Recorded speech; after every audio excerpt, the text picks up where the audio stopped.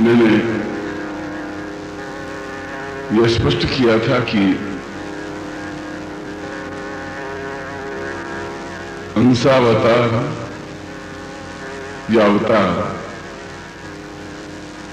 निश्चय ही पृथ्वी पर आते हैं, क्योंकि पृथ्वी अपने आप में एक अद्वितीय द्युतिलोक है और यहां जन्म लेकर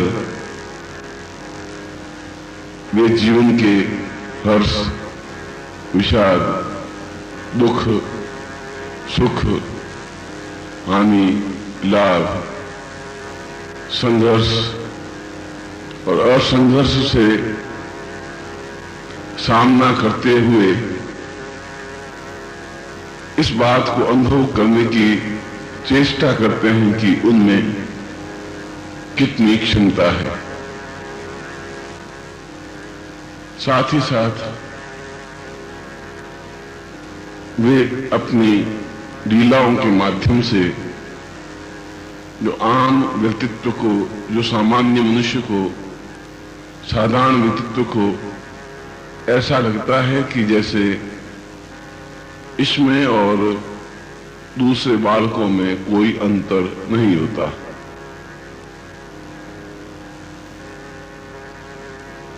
परंतु एक बहुत बड़ा अंतर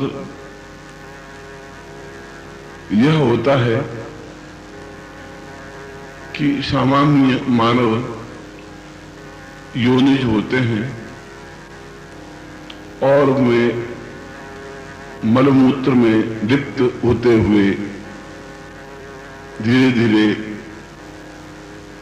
आगे बढ़ते हैं और उनका रास्ता जन्म से लगाकर शमशान की यात्रा पर समाप्त हो जाता है।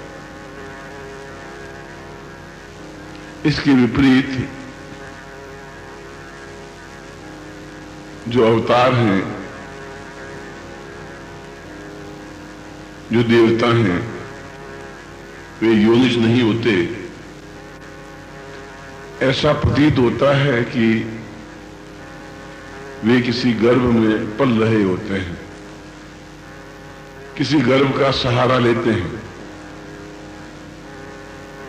और 9 महीने बाद उनका प्रादुर्भाव इस पृथ्वी पर होता है। परंतु नित्य विहारिणी लीलामयी भगवती पराम्बा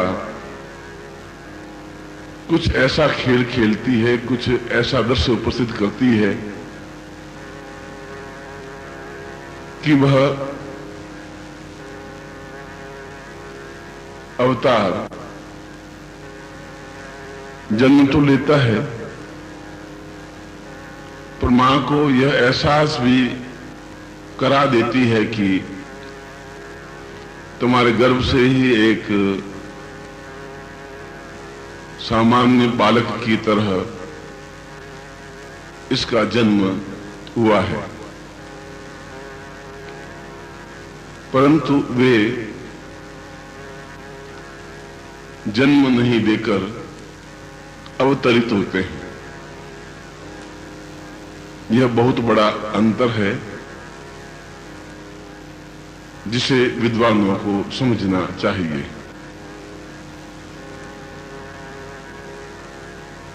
और मैंने यह भी स्पष्ट किया कि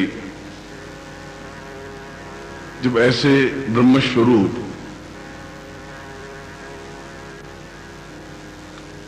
का प्रादुर्भाव होता है तो लगभग सभी देवता उन्हीं दिनों में, उन्हीं क्षणों में उसके आसपास ही अयोनिज बनकर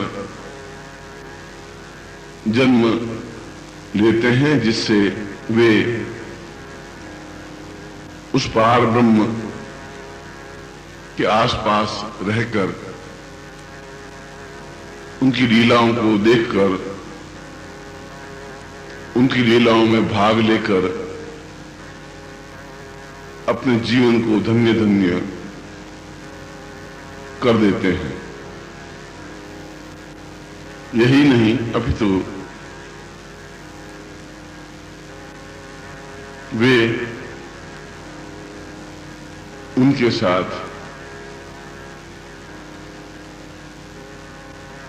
तो नित्य लीला करते ही हैं।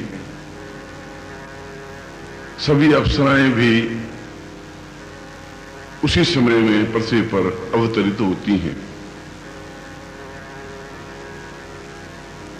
अयोनिज रूप में जन्म लेती हैं।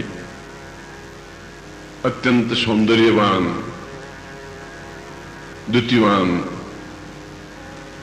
यौवनवान, स्फूर्तिवान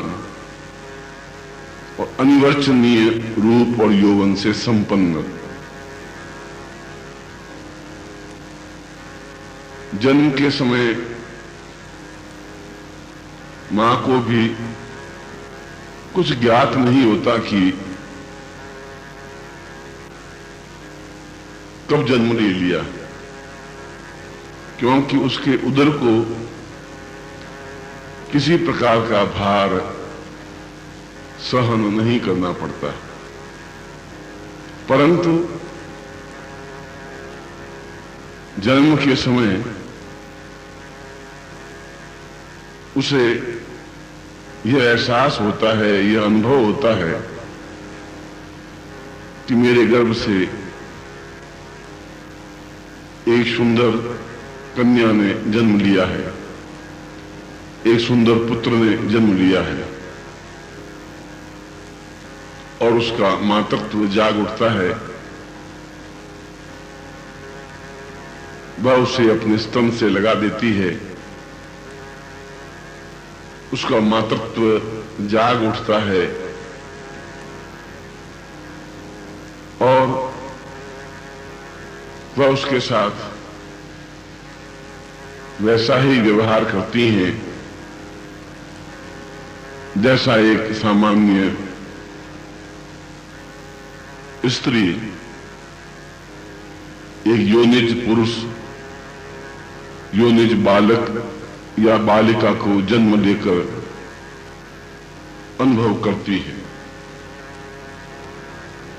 यही दोनों में मूलभूत अंतर है।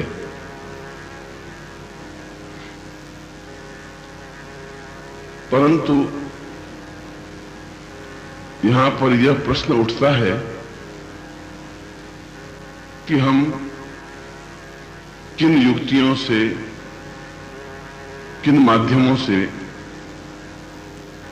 यह अनुभव करें कि ये अवतार हैं, अंशावतार हैं,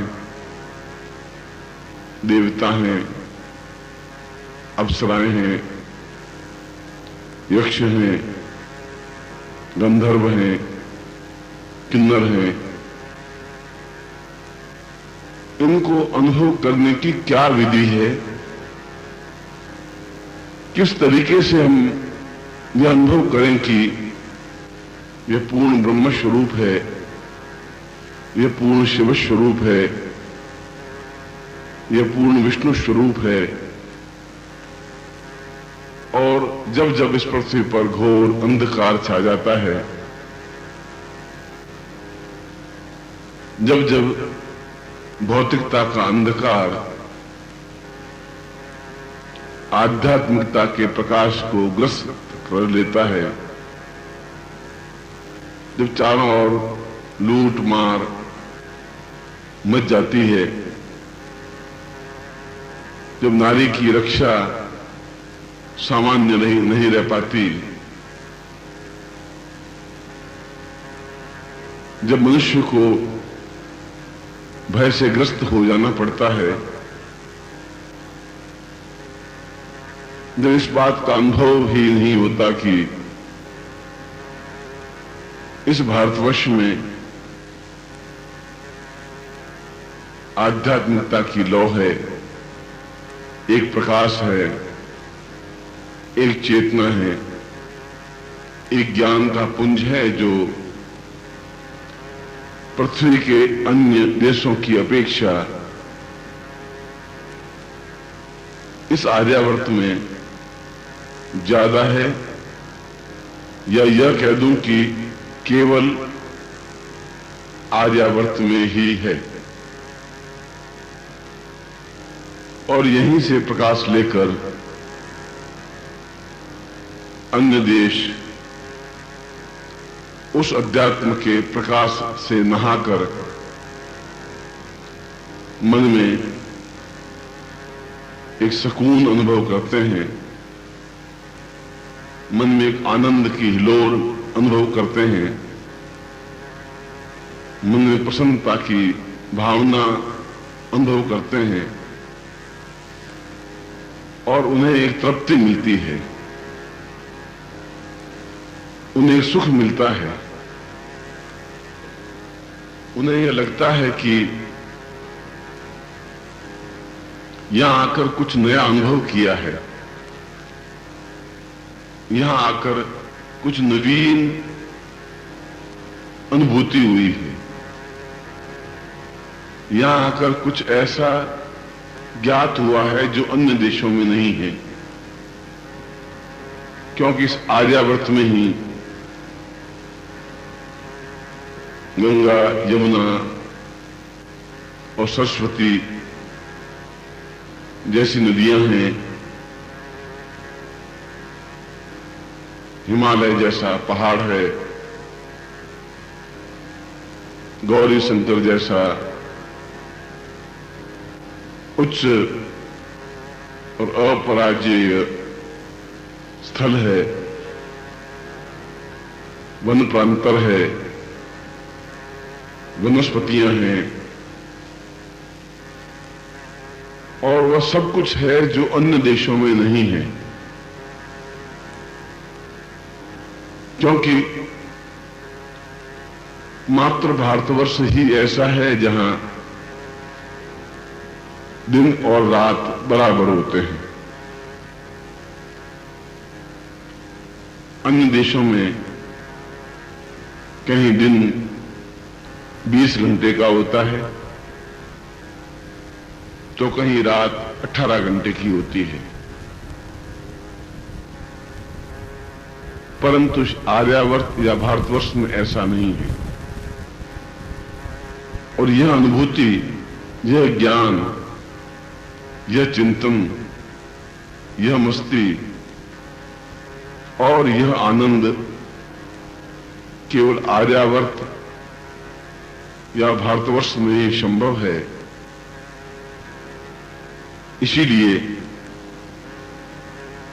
उच्च कोटि की आत्माएं, जिनको हम अवतार कहें, जिनको हम अंशावतार कहें, जिनको हम पूर्ण पुरुष कहें, जिनको हम युग पुरुष कहें, जिनको हम इतिहास पुरुष कहें, वे भारतवर्ष में ही जन्म लेकर ज्यादा आनंद अनुभूति का भास करते हैं, अनुभव करते हैं। और लगभग 2500 वर्षों के बाद में किसी महापुरुष का, किसी अद्वितीय युग पुरुष का प्रादुर्भाव होता है। यदि अत्यंत स्थूल दृष्टि से देखा जाए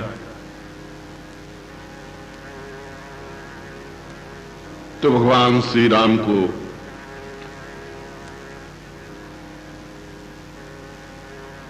युग पुरुष की संज्ञा दी गई और उसके ठीक 2500 वर्षों के बाद में श्री कृष्ण पूर्ण कलाओं के साथ इस पृथ्वी पर अवतरित हुए और उसके ठीक 2500 वर्षों के बाद भगवान बुद्ध अवतरित हुए। और यह मैं बता चुका हूं कि सनातन धर्म युग युगीन धर्म है। जब सबसे पहले आर्यों ने सिंधु नदी के किनारे आंख खोली थी, सिंधु नदी के किनारे विचरण किया था,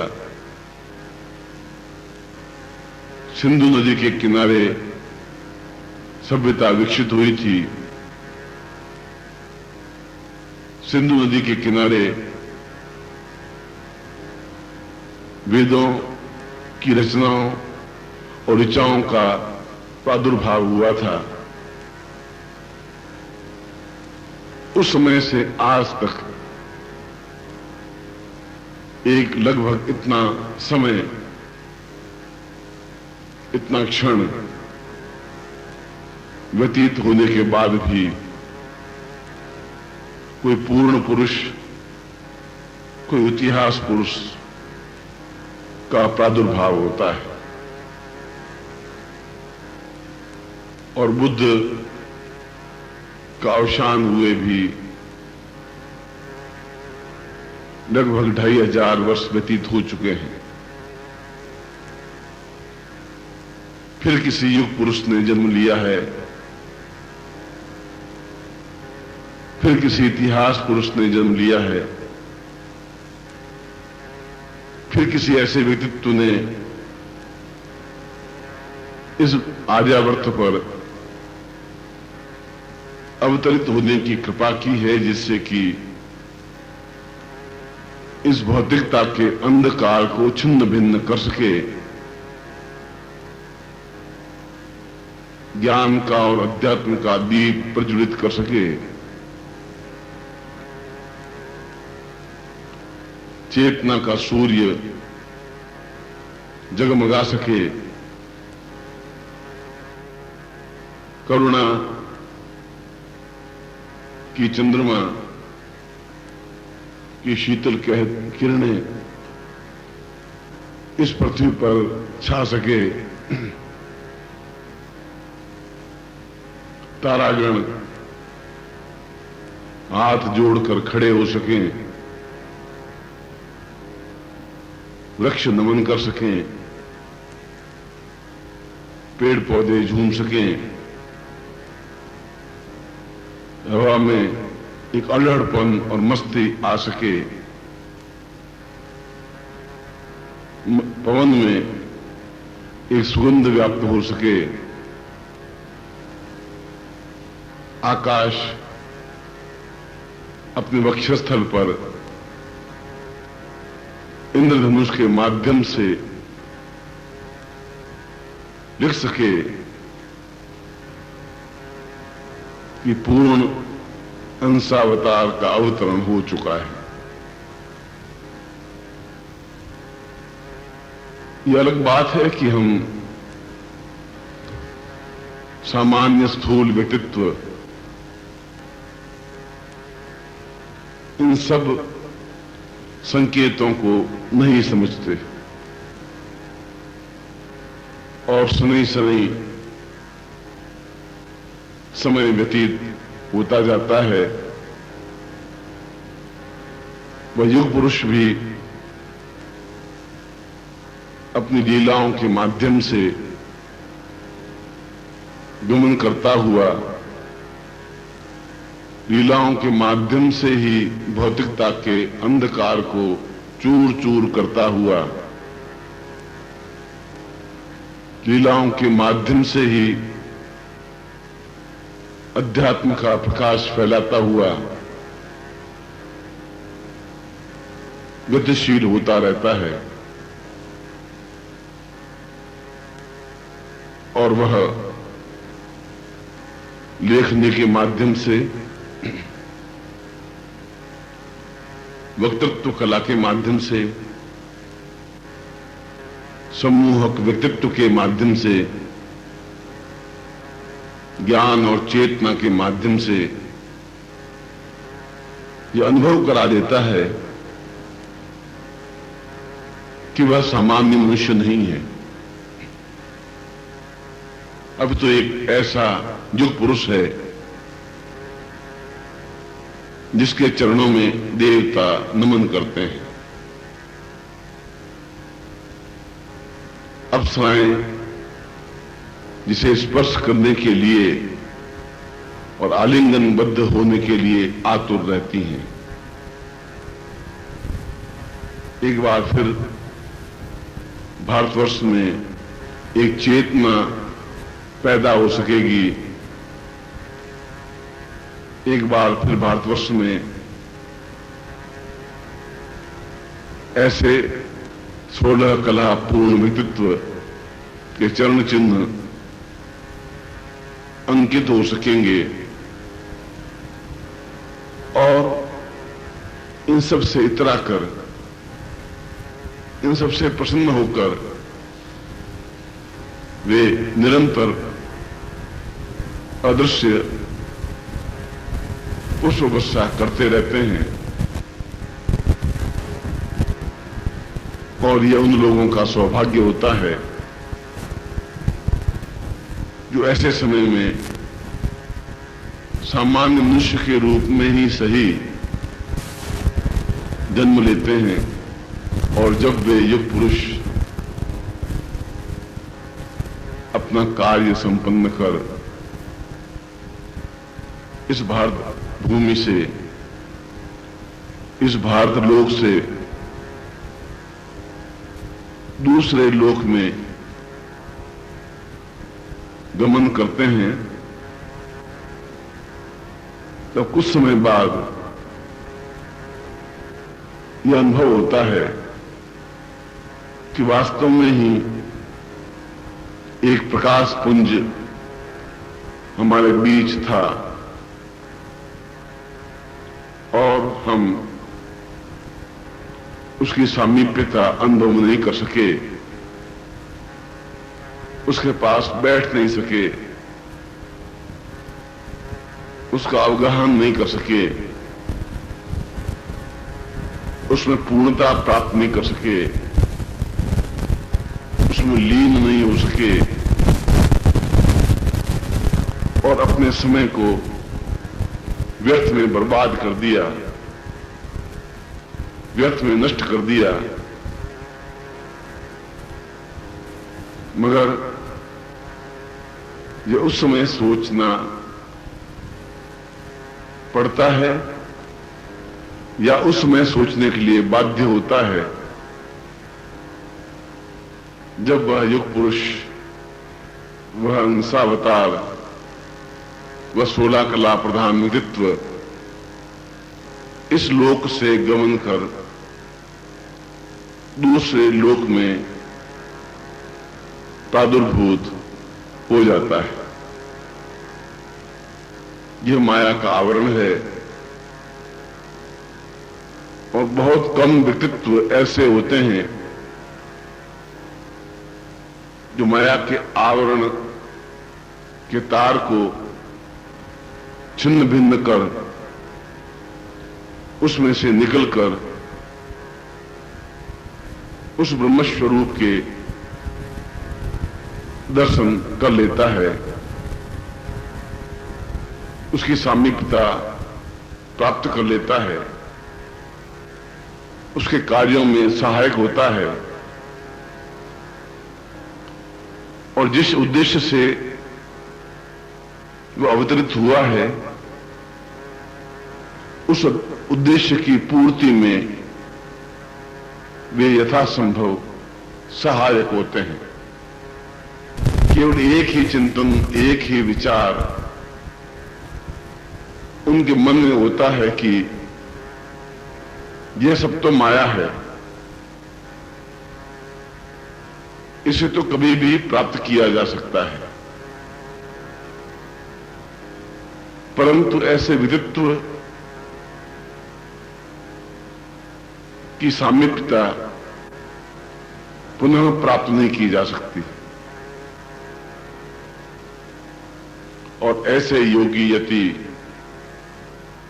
चाहे वे गृहस्थ रूप में हो,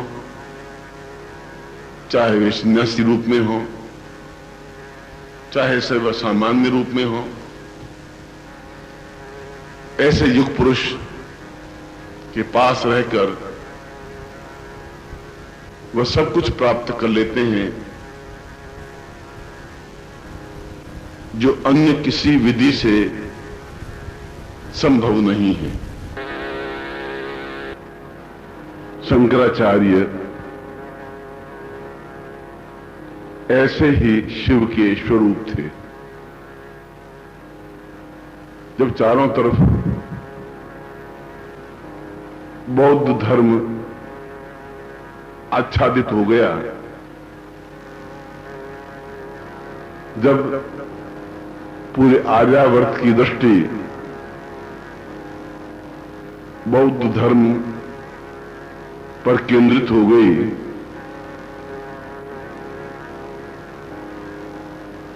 जब यह विचारधारा आर्यावर्त में पनपने लगी कि कुछ भी करना आवश्यक नहीं है,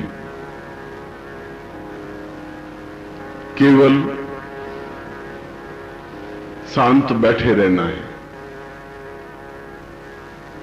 वृक्ष की तरह ध्यानस्थ होना है, जड़ की तरह स्थिर होना है, अपने अंदर उतरने की क्रिया करनी है। परंतु यह ज्ञात नहीं होता कि अंदर कैसे उतरा जाए।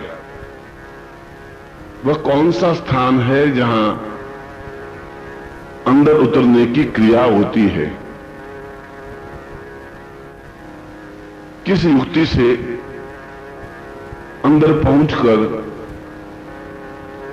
ब्रह्म के साक्षात दर्शन किए जा सकते हैं। और फिर उस समय में एक परिपाटी व्याप्त हो गई थी कि जब एक राज्य का राजा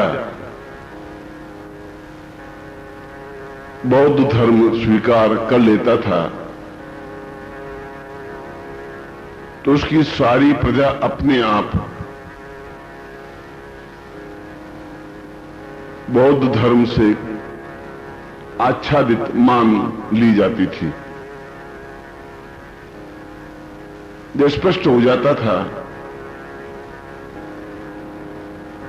इस राजा के राज्य में जितने भी मनुष्य हैं, स्त्रियां हैं, बालक हैं, वृद्ध हैं, पुरुष हैं, वे सभी बौद्ध धर्म में दीक्षित हैं।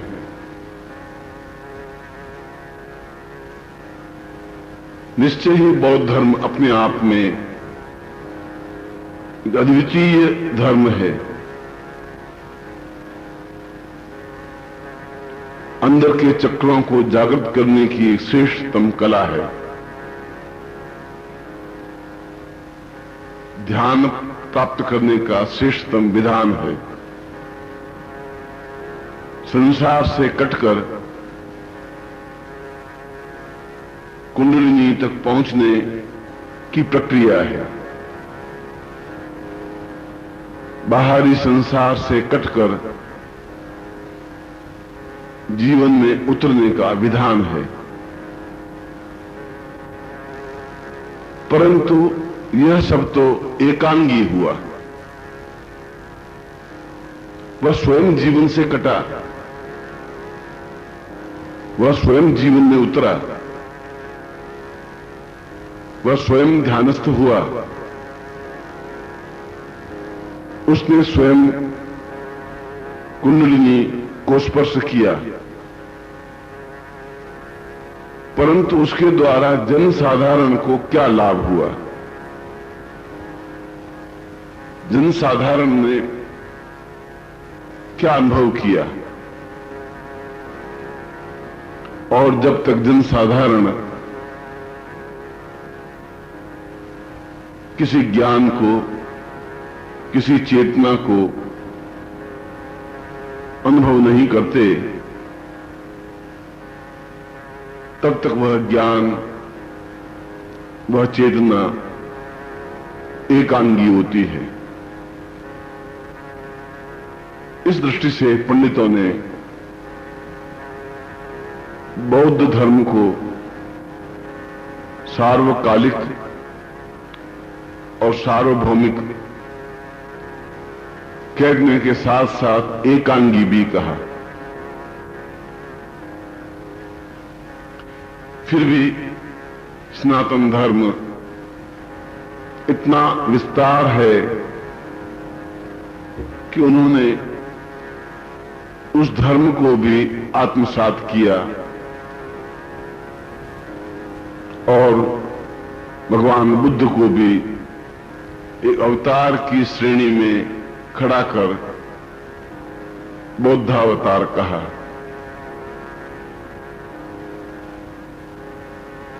परंतु इससे धीरे धीरे सनातन धर्म लोप होता गया। सनातन धर्म अस्पृश्य होने लगा। सनातन धर्म के प्रति चिंतन समाप्त हो गया। वेद समाप्त होने लगे, पुराण और उपनिषद समाप्त होने लगे, श्रुतियां और स्मृतियां समाप्त होने लगी, ऋषियों की वाणी मौन हो गई और यह सब कुछ परे धकेल दिया गया। यह एक विडंबना थी, यह एक अंधकार था। इस अंधकार को परे हटाना आर्यावर्त के लिए आवश्यक हो गया था। और ऐसे समय में सन 788 ईस्वी में केरल राज्य के कालड़ी ग्राम में वैशाख शुक्ल 10वीं को एक अद्वितीय युग पुरुष ने शिव स्वरूप भगवत्पाद शंकराचार्य का प्रादुर्भाव हुआ, जो कि सही अर्थों में शिव के ही अंशावतार थे, शिव के ही अंशानुभूत थे। और यह बात मैं पहले ही स्पष्ट कर चुका हूं कि किन युक्तियों से, किन स्थितियों से यह अनुभव किया जा सकता है। वे 7 बिंदु कौन से हैं जिनके माध्यम से यह ज्ञात किया जा सके कि वास्तव में ही एक अवतार ने, एक अद्वितीय युग पुरुष ने, एक श्रेष्ठ इतिहास पुरुष ने इस पृथ्वी पर, इस धराधाम पर अवतरण किया है। और उसमें समस्त लोगों ने अनुभव किया कि इस बालक पर वे 7 बिंदु स्पष्ट होते हैं, साफ साफ दिखाई देते हैं। और उनके अवतरण के समय पृथ्वी हर्षोन्मत्त हो उठी, आकाश झूमने लग गया, आर्यावर्त करवट देकर के जाग उठा और विश्वास हो गया कि सनातन धर्म समाप्त नहीं हो पाएगा। एक अकेला सूर्य ही पूरे पृथ्वी को प्रकाशवान कर सकेगा। लाखों ताराओं की अपेक्षा मात्र एक चंद्रमा ही अपनी शीतलता और रोशनी से समस्त आकाश मंडल को जगमगा सकेगा।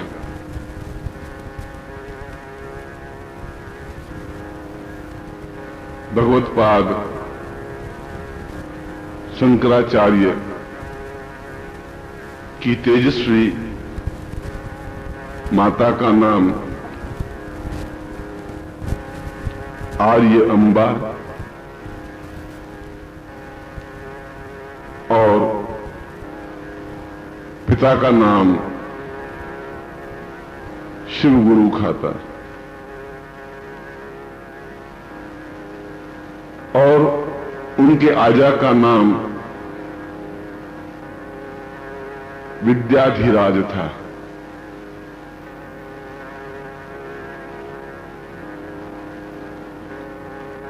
शिव गुरु जो कि इनके पिता थे, उनके कोई संतान न होने के कारण वे अत्यंत व्यथित थे, क्योंकि संतान होने से ही पितरों को तृप्ति मिलती है, संतान होने से ही सभ्यता और संस्कृति गतिवान होती है। और ऐसा चिंतन करने पर शिव गुरु ने भगवान शिव की आराधना प्रारंभ की और कठोर तपस्या में रत हो गए। ये निश्चय कर लिया कि केवल मेरे घर में पुत्र जन्म भगवान शिव की कृपा से ही हो सकता है, क्योंकि वे औढ़रदानी हैं, क्योंकि वे पल में प्रसन्न होने वाले हैं, क्योंकि वे सब कुछ प्रदान करने वाले हैं। और उनकी तपस्या व्यर्थ नहीं गई। उन तपस्याओं और कठिनाइयों, योगिक क्रियाओं और निरंतर मंत्र जप के फलस्वरूप उनके घर में भगवत्पाद आद्य शंकराचार्य का जन्म हुआ।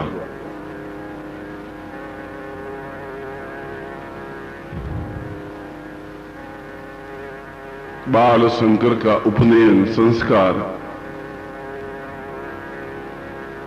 मात्र 5वें वर्ष में ही हो गया और असाधारण विशुद्ध ज्ञान की वृद्धि होने की वजह से ही 8वें वर्ष की अवस्था में ही उन्होंने चारों वेदों का अध्ययन और 12वें वर्ष के आते आते सभी शास्त्रों का अभ्यास संपन्न कर लिया और तात्कालिक गुरु ने कहा कि अब मेरे पास ऐसा कोई वेद, कोई उपनिषद, कोई श्रुति, कोई स्मृति नहीं बची है जो मैं इस बालक को दे सकूं, क्योंकि इस बालक के पूर्व जन्म के संस्कार ही इतने प्रबल हैं कि जिस आयु में बालक गलियों में खेलता है, उस अवस्था में या चारों वेदों में पारंगत हो चुका है, सारे शास्त्रों में अध्ययनरत हो चुका है और ये सब कंठस्थ कर अपनी असाधारण मेधा शक्ति का परिचय दिया है।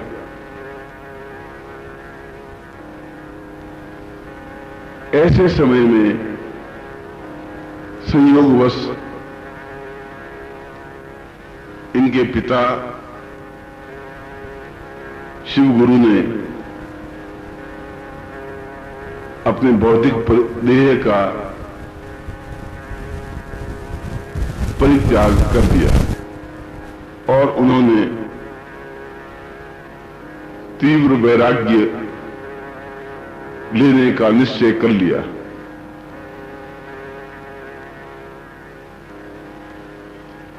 परंतु तीव्र वैराग्य लेने के लिए जब पिता ब्रह्मलीन हो गए तो माता की आज्ञा लेना अनिवार्य था और एक मां ऐसे समय में अपने एकमात्र पुत्र का परित्याग नहीं कर सकती थी और बालक शंकर ने अपने विचार मां के सामने रखे तो उसने दृढ़ शब्दों में मना कर दिया, अस्वीकृति दे दी कि मेरा कौन होगा, मेरा जीवन यापन कैसे होगा, मैं किसको पुत्र कहकर पुकारूंगी, मेरा श्राद्ध कौन करेगा, मेरी मृत्यु के बाद क्या होगा।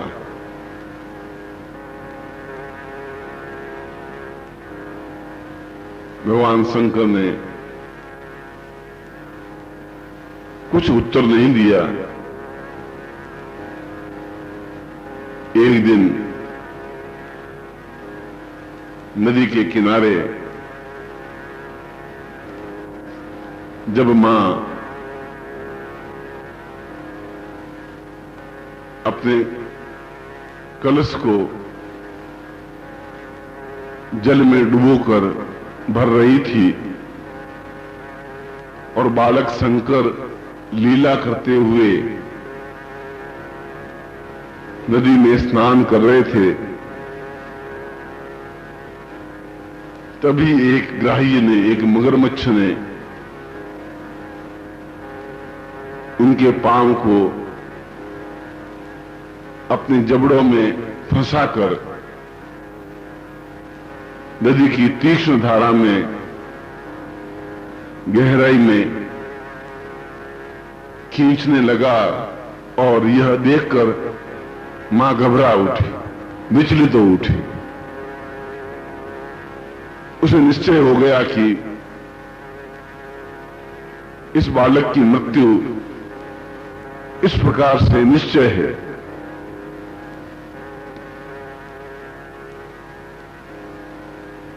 भगवत्पाद शंकराचार्य ने ऐसे कठिन समय में हाथ जोड़कर मां से निवेदन किया कि या तो यह ग्राह्य, यह मगरमच्छ मुझे नदी में डुबो देगा और मैं हमेशा के लिए काल कवलित हो जाऊंगा, या आप मुझे संन्यास लेने की आज्ञा प्रदान कर दें तो संभवतः ग्राह्य मुझे छोड़ देगा और मैं जीवित रहता हुआ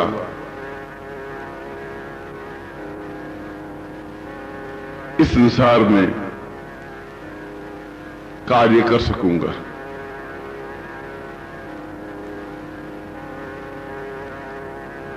और यह भी मैं विश्वास दिलाता हूं कि सन्यासी होने के उपरांत भी तुम्हारी मृत्यु के समय मैं तुम्हारे पास ही रहूंगा। वे सारे संस्कार संपन्न करूंगा जो एक पुत्र अपनी माता के लिए करता है।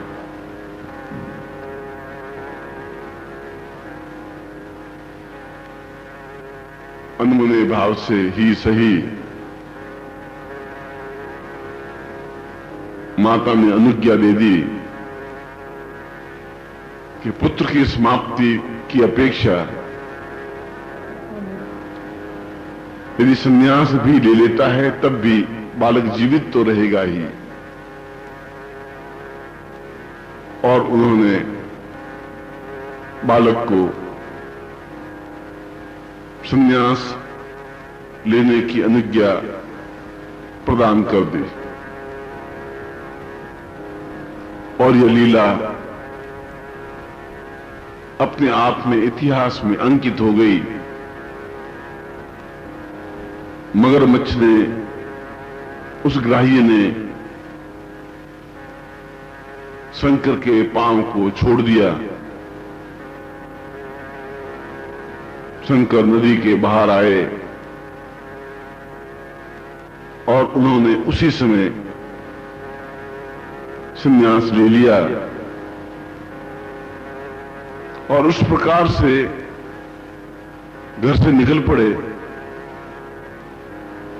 जिस प्रकार से कि उनका कभी उस घर से, उस आंगन से, उस पड़ोस परिवार से, उस मां से किसी प्रकार का कोई संबंध ही नहीं रहा हो।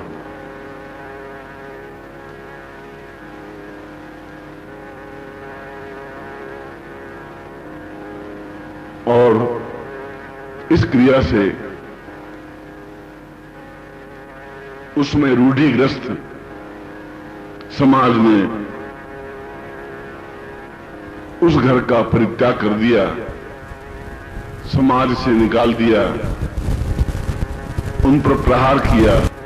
परंतु बालक योनिज नहीं थे, उन्होंने जन्म नहीं लिया था,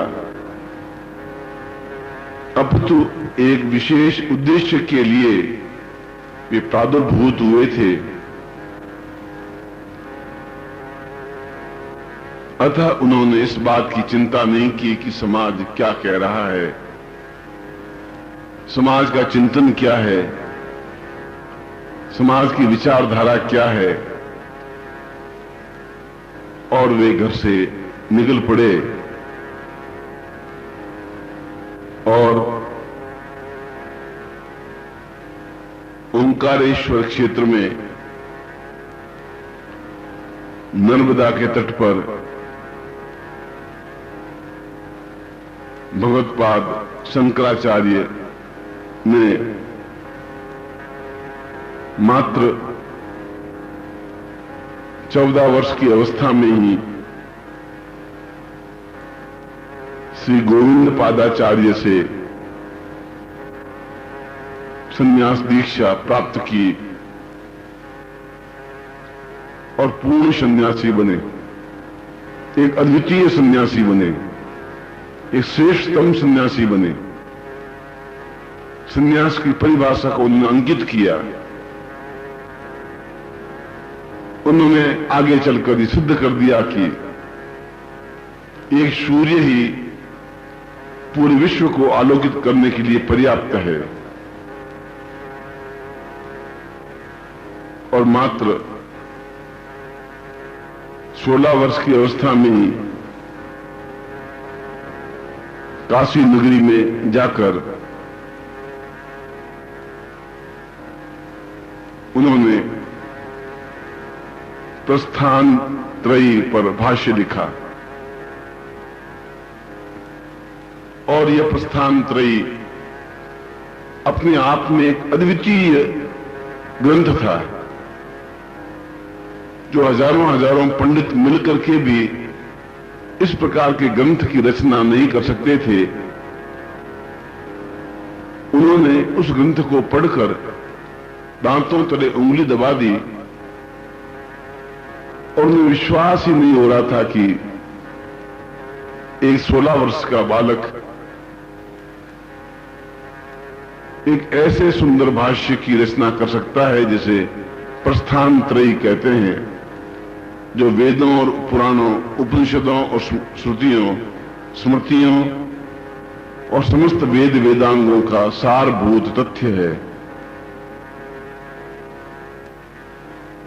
और यही क्षण था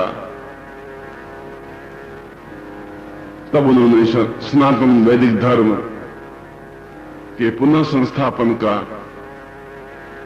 अलौकिक कार्य प्रारंभ किया। और जब उन्होंने सुना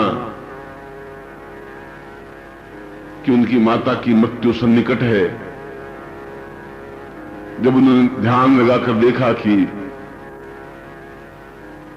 माता ब्रह्मलीन होने वाली है,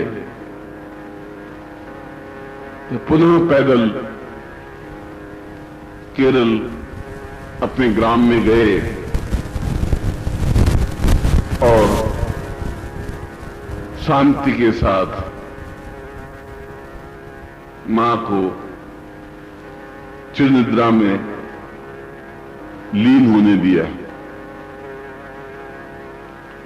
परंतु समाज का अंकुश और दंड तो था ही, और समाज ने स्पष्ट रूप से घोषणा कर दी कि हम तुम्हारी माता के दाह संस्कार में भाग नहीं लेंगे, हम तुम्हारा किसी प्रकार से साथ नहीं देंगे। और अकेले शंकर ने अपने कंधे पर मां की लाश रखकर पूर्ण वैदिक विधान के साथ उनका दाह संस्कार संपन्न किया।